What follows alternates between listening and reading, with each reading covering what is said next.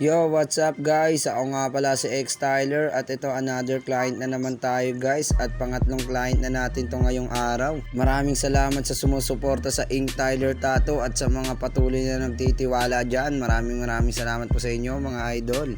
Itong ating client ngayon guys na si Madam ay ang pinatato niya ay Rose at siya ay nirecruit lang din ng kanyang tropa na inalok niya sa akin magpatato. Itong design ni Ma'am guys na Rose ay gusto niyang gawing kulay, babaguhin namin daw ang details. Ang kulay dapat nito ay red at saka green pero dahil common na daw ang green, ginawa ko na lang red and blue. At syempre bago ang lahat guys, kung napapanood mo ang video ito, huwag mong kalimutan mag-follow at subscribe sa aking YouTube channel, X Tyler Vlogs, at sa aking TikTok account at syempre sa aking Facebook page para lagi kayong update sa aking mga video. At sa mga gusto magpatato dyan guys, i-PM nyo lang po ako sa akin main account sa Facebook, X Tyler Vlogs. Isend nyo lang po sa akin ng design nyo na mapag-usapan natin yan. Bibigyan ko po kayo ng malaking discount. PM for more details. We accept GCash payment. We open for walk-in, schedule, home service at si service fee. Depende po sa layo ng location yung mga idol. Naka-promo po tayo ngayon. At ito na nga guys, tapos na ang ating session. Kaya sa mga gusto magpatato dyan, open po ang aking tattoo shop para sa inyo mga idol. Naka-promo po tayo ngayon. Yun lang idol. Kaya sa mga gusto magpatato dyan, arat na. Shout out,